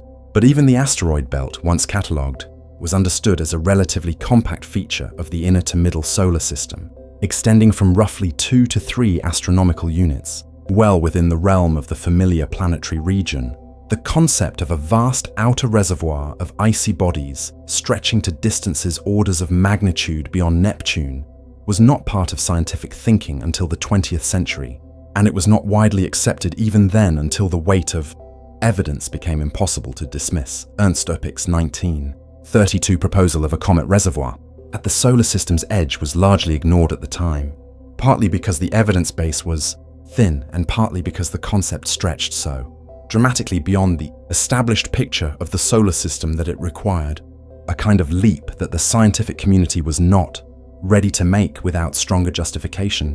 Oort's 1950 paper, building on the growing database of long-period comet orbits, provided that justification by making the case quantitative rather than qualitative. By showing that the orbital statistics of known long-period comets demanded a source population at specific distances, Oort gave the concept of an outer comet cloud a rigorous observational grounding that Öpik's earlier proposal had lacked. Even after Oort's paper, acceptance of the Oort cloud as a real physical structure took decades. The problem was partly the nature of the evidence. All of it was indirect. No one could point to an image of the cloud, a direct measurement of its members, or a trajectory traced from its interior to a comet arrival in the inner solar system. The evidence was inferential, derived from orbital mechanics and the statistical properties of a sample of comets. In science, inferential evidence can be extraordinarily compelling, but it requires time and additional supporting observations before it becomes consensus. The Oort cloud earned that consensus gradually, as theoretical models of solar system formation became sophisticated enough to explain not just why the cloud should exist, but how it should have formed, how it should be structured, and how it should behave dynamically. Computer simulations that could model the gravitational interactions of millions or billions of planetesimals during the solar system's formation became possible only with the development of sufficient computing power in the latter half of the 20th century. As those simulations became more sophisticated, they consistently produced Oort cloud-like structures as a natural outcome of planetary formation and migration, reinforcing the case for the cloud's existence from a completely independent direction. The discovery of the Kuiper Belt in 1992 was a milestone in the broader project of understanding the outer solar system. Before Jewett and Liu found that first Kuiper Belt object, the region beyond Neptune was assumed to be essentially empty.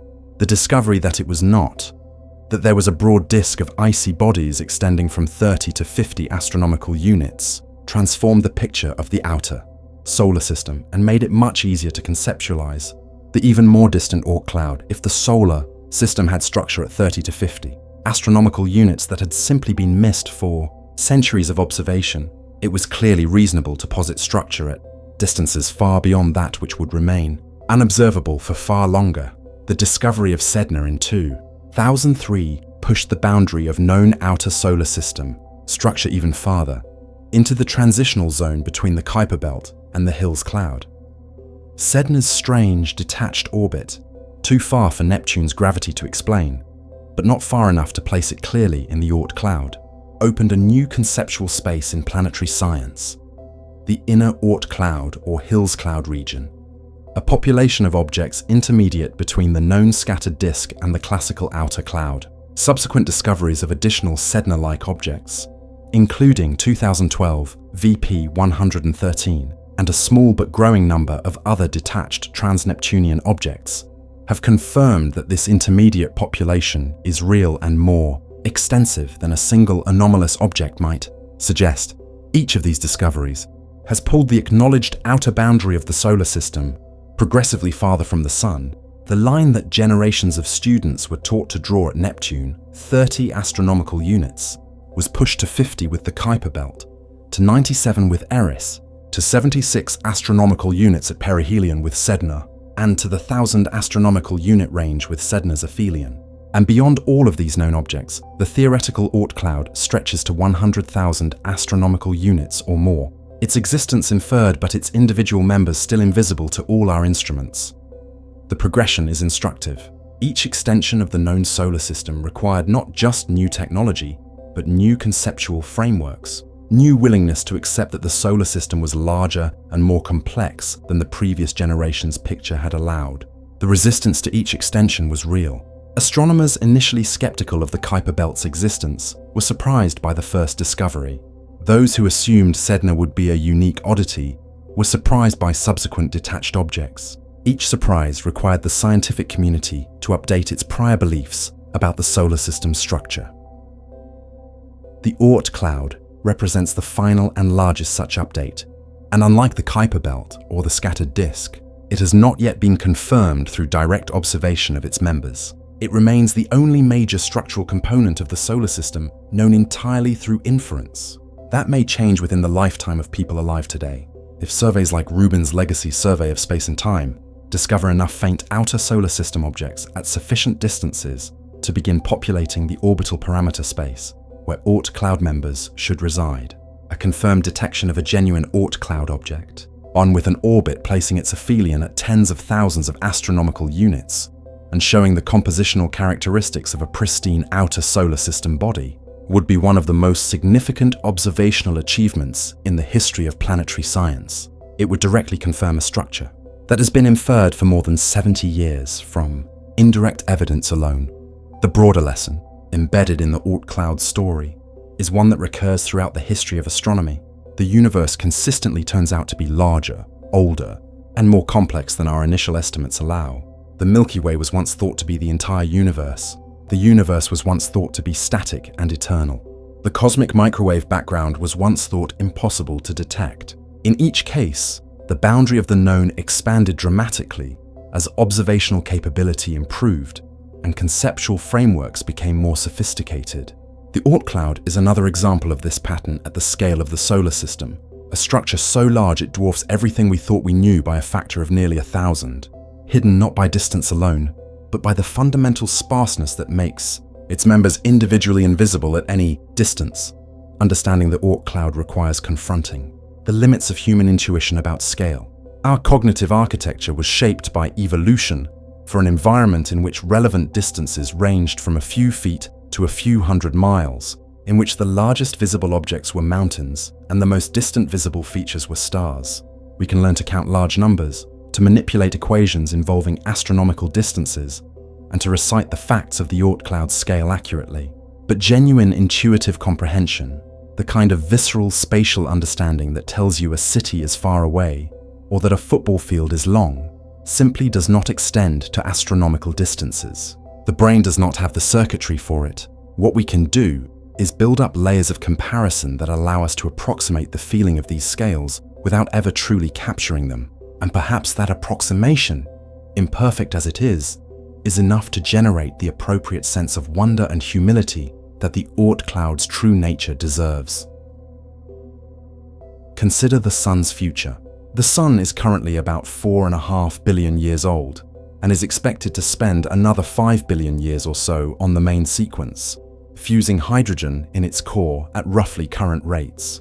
Eventually, the hydrogen supply in the core will be exhausted, and the Sun will expand into a red giant, swelling to a size that will engulf Mercury, probably Venus, and possibly Earth. The luminosity during this phase will vaporize the remaining inner planet's surfaces and dramatically alter the chemical environment of the outer solar system. The Sun's increased radiation will push the snowline, the distance at which water ice can exist, far outward.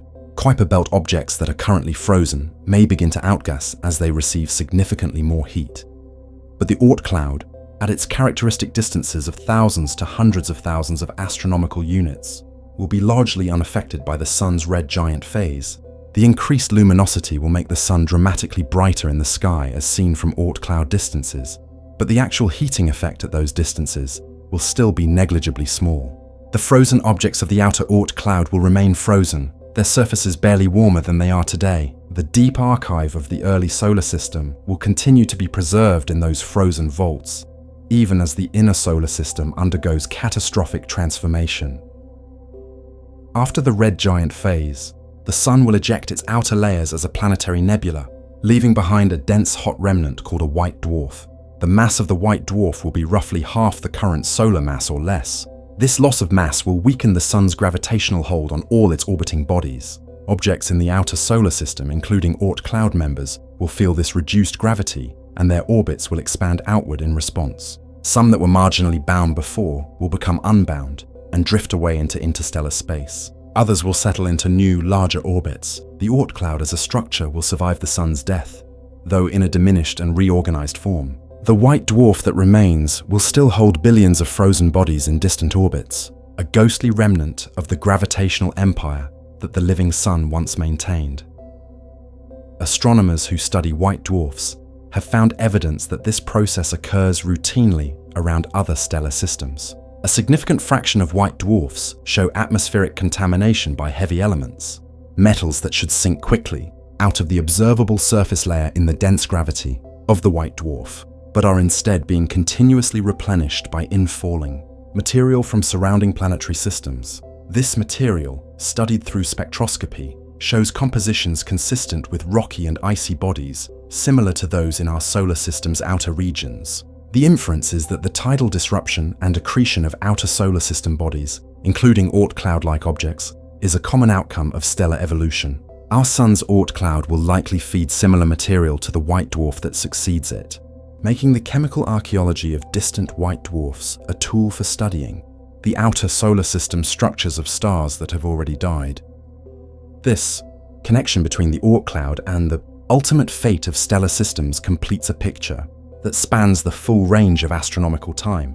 The Oort Cloud was created by the chaotic dynamics of the solar system's birth. It has been shaped by the galactic environment throughout the solar system's 4.5 billion year history. It will outlast the Sun's active lifetime and continue orbiting the stellar remnant for billions of years afterward, gradually losing members to the galaxy and to accretion onto the white dwarf. The structure is not merely large in space. It is large in time, connecting the solar system's origin to its ultimate fate across a span of tens of billions of years. And all of this, every frozen body, every ancient chemical compound, every orbital trace of the solar system's violent birth and the galaxy's patient sculpting, exists right now in the darkness surrounding us, extending in every direction to distances that make the word vast feel inadequate. The Oort Cloud is the true solar system. The 8 planets are its centerpiece, its most visible and inhabited feature, its warmest and most energetic corner. But they are a corner. The house is incomprehensibly larger than anything the corner suggests, and the house extends into a darkness that only gravity, mathematics, and the occasional comet messenger can illuminate. There is a perspective on the Oort Cloud that rarely enters the public discussion, but that professional astronomers find intellectually compelling, and it concerns the relationship between the Oort Cloud and the concept of planetary habitability. The standard framework for thinking about whether a planet can support life focuses on the habitable zone, the range of orbital distances from a star where liquid water can exist on a planetary surface. Too close and water boils away. Too far and it freezes. Earth sits comfortably within the Sun's habitable zone, which is why it has oceans and life.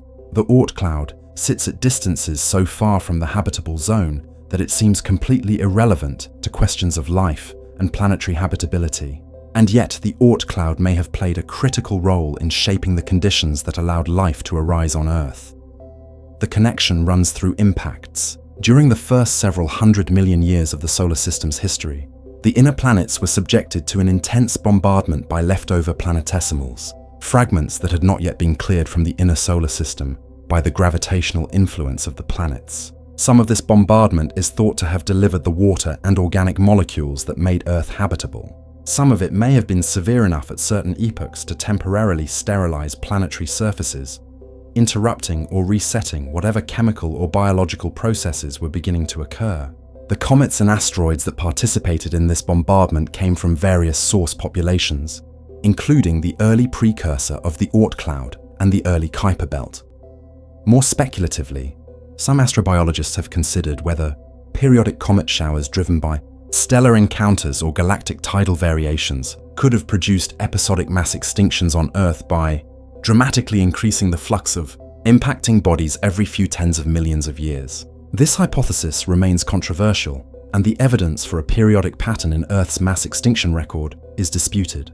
But the connection it draws between the Oort Cloud's dynamics and the history of life on Earth illustrates how the most distant and apparently irrelevant part of the solar system can have consequences that reach all the way to the biosphere of the third planet. The Oort Cloud also matters for the long-term future of any life that exists in the solar system. If intelligent life on Earth survives long enough to become a spacefaring civilization capable of traveling between stars, the Oort Cloud represents both an obstacle and a resource. As an obstacle, it defines the true distance that must be crossed to reach another stellar system.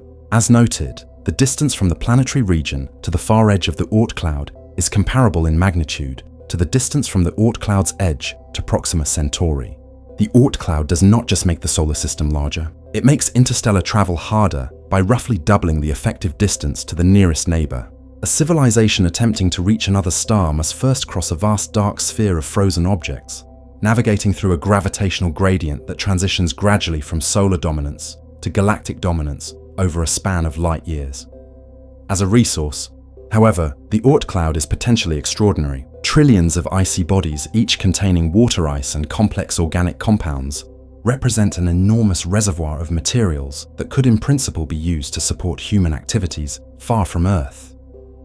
The idea of mining Oort Cloud objects for water and other volatiles, while far beyond any currently foreseeable technology, illustrates the kind of resource perspective that becomes relevant when thinking about civilization on astronomical timescales. A civilization with the technology to reach and utilize Oort Cloud objects would effectively have access to resources distributed across a sphere light years in radius, a domain of material so vast that its exploitation could in principle support activities on scales that dwarf anything conceivable from the perspective of the inner solar system. These speculations are exactly that, speculations. They are not predictions and not near-term possibilities, but they illustrate why the Oort Cloud, far from being an academic curiosity of interest only to specialists in outer solar system dynamics, is relevant to the broadest questions about the place of intelligent life in the universe and the long-term future of any technological civilization that arises around a star like the Sun. There is also a philosophical dimension to the Oort Cloud that deserves acknowledgement. Even in a scientifically focused discussion, the Oort Cloud demonstrates that the universe is consistently larger, more complex, and more interconnected than our initial picture of it allows. Each expansion of the known solar system, from the discovery of Uranus to the Kuiper Belt to Sedna to the theoretical Oort Cloud, has required a corresponding expansion of the conceptual framework within which we understand our place in the cosmos. The Oort Cloud is the most extreme such expansion yet at the solar system scale. It takes the boundary of our stellar home and pushes it not by a factor of 2 or 10, but by a factor of nearly 1,000 compared to the scale of the planetary region, and it does so in every direction simultaneously, transforming the solar system from a flat disk of planets into a vast sphere of frozen darkness with a tiny warm core. This transformation has implications not just for how large the solar system is, but for how we think about the relationship between stars. If the solar system extends to 1.5 light years or more, and if all other stellar systems extend to comparable distances, then the space between stars is not empty neutral territory. It is contested and overlapping gravitational domain. Stars do not sit in isolation surrounded by emptiness. They sit at the centers of enormous gravitational empires that push outward into the surrounding space until they meet the empires of their neighbors. The galaxy is organized not as a collection of isolated points, but as a mosaic of overlapping zones of influence, each defined at its outer edge by the balance between the star's gravity and the galaxy's collective tidal force. This picture has been articulated by astronomers studying the dynamics of the Oort Cloud, but its implications reach beyond orbital mechanics. It suggests that the transition from one stellar system to another is not a sharp crossing of a boundary, but a gradual passage through a zone where two stars' gravitational influences blend. It suggests that material from one stellar system is continuously and naturally transferred to others through the ejection and occasional capture of planetesimals. It suggests that in some gravitational sense, the stars of the Milky Way are not entirely isolated from each other, but are connected by long, tenuous threads of exchanged material that have been passing back and forth since the galaxy formed. The Oort Cloud, when seen in this light, is not just the outer edge of our solar system. It is the meeting point between our star and the galaxy. It is the zone where the sun's sovereignty gradually yields to the larger authority of the Milky Way, where local becomes cosmic, where home blends imperceptibly into the vast and ancient structure that contains us all. That is perhaps the most profound thing the Oort Cloud reveals. Not just how large the solar system is, but how the solar system is connected to everything beyond it. The clean boundary we imagined, the line between our system and the stars, was always an illusion. The Oort Cloud shows us that we were always part of the galaxy in a more direct and physical way than we realized. Material flows between stellar systems. Gravitational influences overlap and compete. The darkness between stars is not empty, but is filled with the sparse, frozen debris of 1 billion years of planetary formation and ejection around countless suns. Our solar system breathes the galaxy. The galaxy shaped our solar system, and the Oort Cloud is where that shaping is most visible, in the orbital architecture of trillions of frozen bodies drifting through a darkness that is, in the end, not quite as empty as it looks. There is one more dimension of the Oort Cloud worth dwelling on before drawing this journey to a close, and it concerns what the cloud tells us about the limits of human experience as a guide to understanding the universe. We are creatures of a specific scale. Our bodies operate at the scale of meters. Our cities span tens of kilometers. Our continent-crossing journeys cover thousands of kilometers. Our planet is roughly 12,000 kilometers in diameter. These are the scales at which human cognition is calibrated, the distances across which our spatial intuition works, the range within which the word far has genuine experiential content. Astronomy has always required us to reach beyond these scales, and it has required increasingly extreme reaches as the instruments have improved. The Moon is roughly 384,000 kilometers away. The Sun is about 150 million kilometers. Neptune is about 4.5 billion kilometers. These numbers exceed human experiential intuition, but they can still be communicated in terms of familiar units. You can say 4.5 billion kilometers, and a person understands approximately what kind of number that is, even if they cannot viscerally feel the distance. Scientific notation helps: 4.5 times 10 to the 9th kilometers. The number is large, but not incomprehensibly so. The Oort Cloud requires scientific notation that takes you past the comfortable large numbers and into territory where the notation itself starts to feel abstract. 100,000 astronomical units, that is 9.3 trillion miles, 9.3 times 10 to the 12th miles, 12 zeros after the 9. A trillion is a number that most people in the modern world have encountered in discussions of government finance. But even there, it is an abstraction. 9 trillion miles to the inner boundary of a structure that extends another factor of 3 or more beyond that, with the full outer reaches touching 1.5 light years, which is about 8.8 trillion miles, which is 8.8 times 10 to the 12 miles. The numbers have entered a domain where scientific notation is genuinely necessary and human intuition genuinely fails. The Oort Cloud therefore presents a unique challenge to science communication. How do you convey the significance of a structure whose scale lies beyond human intuition, whose existence is inferred rather than directly observed, whose members are individually invisible, and whose implications are profound but slow to unfold on human timescales? The answer, as this exploration has tried to demonstrate, lies in building up the scale through layers of comparison, each one manageable on its own, each one pushing the boundary a little farther, until the cumulative effect begins to approach the genuine enormity of the structure being described. The drive to Neptune taking 5,000 years. The Voyager spacecraft requiring 30,000 years to cross the cloud. The football field model needing to stretch to a different time zone. The classroom diagram reduced to a period in a sphere the size of the school wall. None of these comparisons captures the full scale. Together, they build towards something that the human mind can hold, imperfectly but genuinely. This is the work of science communication at its most challenging and most important.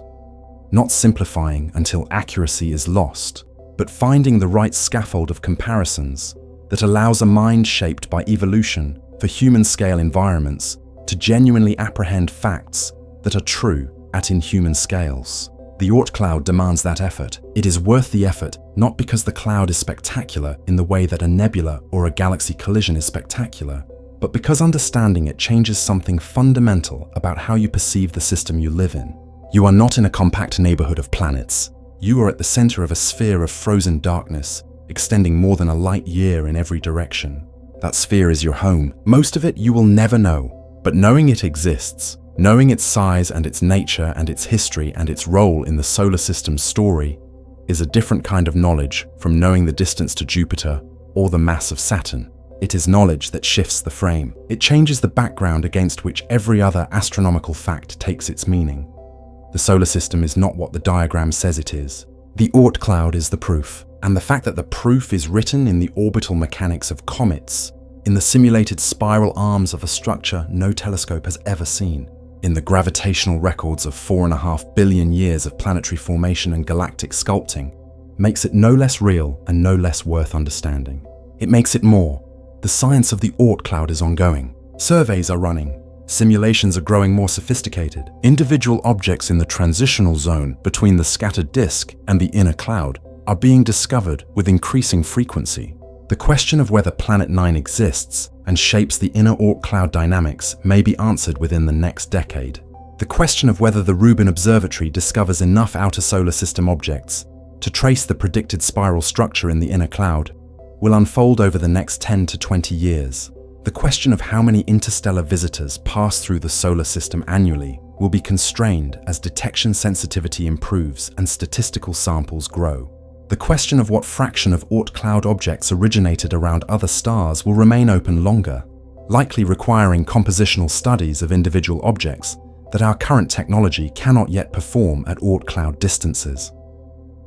Each of these questions, when answered, will add a layer of detail to a picture that is already extraordinary in its broad outlines. The Oort Cloud's existence is not in serious scientific doubt. Its approximate scale is known within a factor of a few. Its formation mechanism is understood in general terms. Its connection to the galactic environment is well established.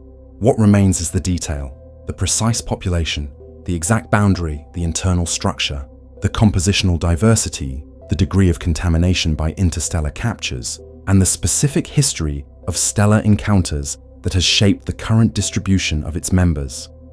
These are answerable questions. Given sufficient observational capability and sufficient time, they are answerable within the next few decades if current and planned facilities perform as expected. The answers will not change the fundamental conclusion that the Oort Cloud is vast beyond easy comprehension, ancient beyond direct experience, and structurally dominant in any honest account of the solar system's true extent. But they will fill in the details of a picture that is currently painted in broad, confident strokes, and they will reveal, as detailed observations almost always do, surprises and complexities that no prior model fully anticipated. The universe has a habit of being more interesting in its specifics than in its general outlines.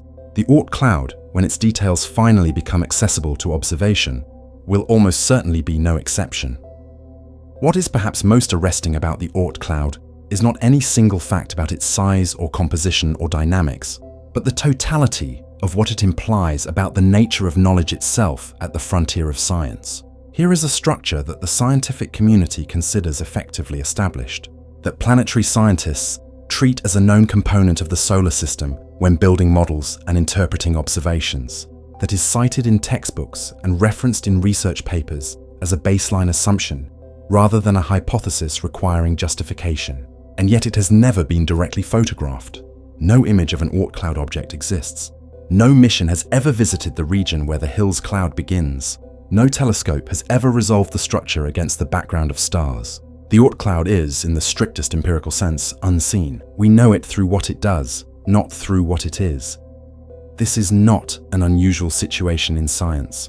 Many of the most significant structures and phenomena in the universe are known through their effects rather than through direct observation. Dark matter was established as a component of galaxies and galaxy clusters through its gravitational effects on visible matter decades before any direct detection candidate emerged.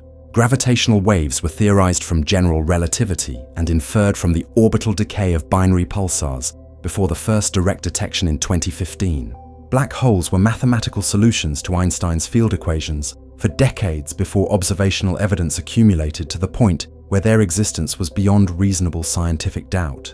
The universe routinely contains things that are real and consequential, but that require indirect inference, rather than direct observation. To establish the Oort cloud joins this list of structures known through inference, and its inference is particularly elegant because it follows so directly from simple orbital mechanics and basic gravitational physics. Comets arrive from all directions. Their orbits have aphelia clustered at tens of thousands of astronomical units.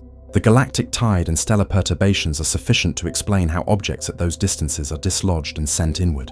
The formation models predict that a structure of the appropriate population and mass should exist at exactly those distances. The pieces fit together with a coherence that is itself a form of observational confirmation, even in the absence of a direct image. Science, at its best, is exactly this: the construction of a consistent, predictive, mutually reinforcing picture of how things are, built from whatever evidence the universe makes available. Sometimes that evidence is direct and visual. Sometimes it is inferential and statistical. The Oort cloud is a monument to the inferential kind of science, to the willingness to follow the mathematics wherever it leads, even when it leads to structures so vast and so remote that direct confirmation may not be possible within any human lifetime. It is a demonstration that the universe is knowable even in its most extreme and inaccessible corners, provided we are willing to use every tool available and to follow the evidence with rigor and honesty wherever it points. That is the Oort cloud. Vast, dark, ancient, inferred, extraordinary, and yours. Every diagram that ends at Neptune has been telling you half a story. Now you know the rest.